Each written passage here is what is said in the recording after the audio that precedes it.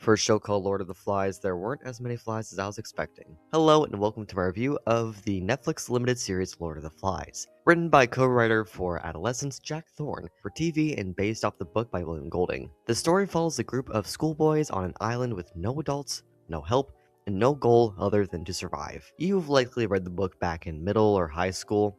Well, unfortunately, I have something to admit here. I have never read the original novel. A little bit of Sprinkles lore here. Between my middle and high school years, I was never once given any sort of political critique books or stories. I never read To Kill a Mockingbird, anything George Orwell, not Animal Farm, 1984, none of that. None of it. Nothing. All I was ever given to read were poems, epics, Shakespeare, and Frankenstein in my senior year. The amount of Shakespeare I've had to read. I read 3 different versions of Romeo and Juliet, a modern wording version of it where we could actually understand it, the ye old English version, and then the stage play version of it. But God forbid I read 1984. And this is with the school curriculum, by the way. It wasn't like my parents or anything like that. I was allowed to read Goosebumps and other cool shit like that. Even when we read Tom Sawyer and Huckleberry Finn, we didn't look at it through the lens of racism.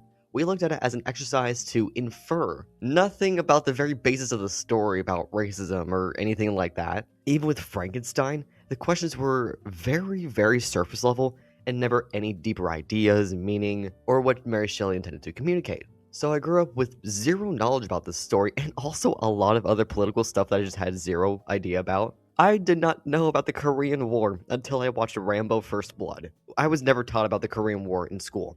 Never. And also, this is the same curriculum that told me multiple times that Christopher Columbus was a pretty chill guy.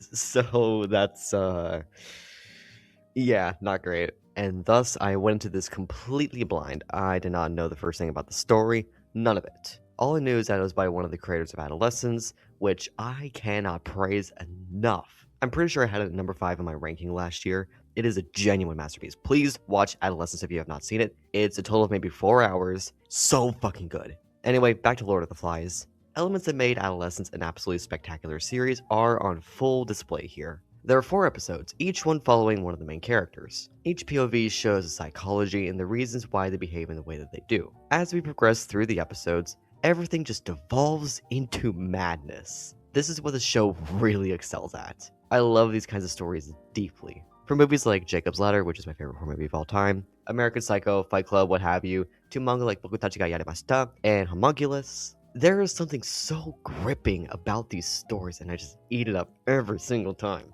Again, I am unfamiliar with the original stories, so I don't know how the series compares, and thus I will not be looking at it through that lens. As a standalone story, though, I think the journey from these kids just being kids into utter derangement and disarray is written very, very well. Not just the writing, but the acting here is excellent. I have no fucking clue where Jack Thorne keeps finding these kids, but British child actors are just built different. There is not a single bad performance from anyone here. The main 4, Nikki, Ralph, Simon, and Jack, are all brilliant in their roles without an ounce of stiffness or uncertainty. They're better than a lot of modern-day adult actors. Each performance is emotional, bold, and incredibly strong. They convey such deep and sharp emotions that, again, a lot of adult actors can't do. Adolescence really blew me away when it came to Jamie's character and his actor Owen Cooper's performance. That 3rd episode of Adolescence, holy shit. Please watch Adolescence, I'm begging you.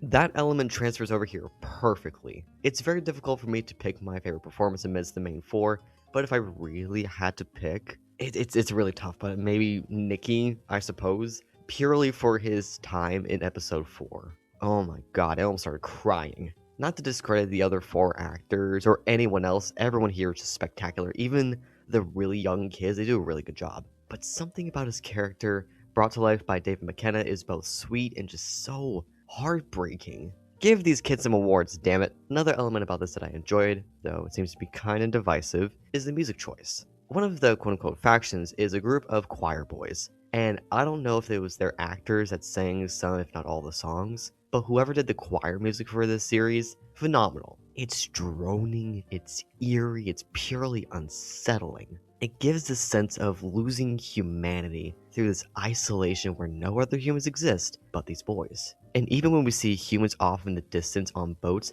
they seem more like just boats. They seem more like the actual objects they are, with almost no humanity to it. It feels damn near apocalyptic. There was an artistic vision here to create this grand yet isolated feel of the island. While some elements here work, like the music and some of the imagery, it doesn't fully succeed in others. The filmmaking here is unique, to put it broadly. For example, there is some very heavy color grading as the series progresses. Specifically, there is a recurring motif of the trees and vegetation on the island being this weird red scale grading, with a black and white grading in the final episode. I think this is a really awesome, really great artistic idea. Especially during Simon's episode, it brings a suffocating and haunting essence to the forest, almost making it its own character. However, in tandem with another visual aspect, it's not as strong as it could have been. This is my biggest gripe, and it's so major. It brought this down all the way from like an 8.5 out of 10, way down to a 6 out of 10. Whatever cameras they use here, in my opinion, were a really bad choice. I've seen a solid 50-50 split on whether people like the cinematography or not. I'm in the camp that borderline hates the visuals of the series. There are some fantastic shots, do not get me wrong. There's a lot of stuff that they do with these cameras and the color grading and all that is very powerful. But if I constantly have to inspect my glasses to make sure there's no smudges from how fucking blurry this show is, there's probably something wrong. A solid majority of the scenes are out of focus or blurred. Tangent here, let's take a second to go back a couple years, okay? Back in 2022, my dad and I saw the Matt Reeves Batman movie in theaters. We loved it, and I actually rewatched it a couple weeks ago. But something I noticed is that some of the scenes, like with several scenes at speaking podiums at Gotham PD and with Bella Royale, they had this intense focus on the center of the frame, while the corners were extremely blurred, not to mention warped. I like how it looks in this movie. I think it can be utilized in a very effective way. But I started to notice it more and more over the last several years. One movie coming to mind immediately being Dust Bunny from last year. I've come to really dislike it because of its overuse, and at times it just looks hideous. Lord of the Flies takes us to an extreme, with several scenes per episode having this intense telescoping warp, or is just completely blurred. Don't bean soup argument me, I do not mind blurred or telescoping look if it's effective and also not constant. It's so egregious here to the point I thought my TV or my own eyes were fucked up from how bad the blurring is. My eyes are already bad enough as is, I didn't need more of it. It could have worked for some individual scenes, and it did, like I said, but having it be nearly constant, it was just a miserable visual experience. Another filmmaking element here that I really disliked was the many scenes with aggressive shaky cam. And this is coming from somebody who loves found footage and plays Minecraft with head bob on. It again can be used very effectively, and there are some scenes where it works. But for the love of God, tone it down. Please! I'm not saying that these ideas or filmmaking techniques can't be used properly, by no means. But the extremity of it here really detracts from the story for me, because again, it is constant, it is what your eyes are focusing on as you are consuming the story. While you're trying to watch these actors act, while you're trying to understand the visual motifs, trying to understand the all-encompassing story, the narrative, the themes, all of that. Your eyes need to focus on something, and I would prefer to not be worried about my own eyesight while trying to watch it. It doesn't have to look like a Quentin Tarantino or Robert Eggers film, by absolutely no means. But the constant blurring of footage eventually goes from a great tool of symbolism to just downright annoying. If you enjoyed the cinematography, please share your thoughts because I truly want to appreciate it better. There is also some downright atrocious CGI straight from 2009, but honestly, I can live with it. It doesn't take me out of the experience all that much, but it is very noticeable.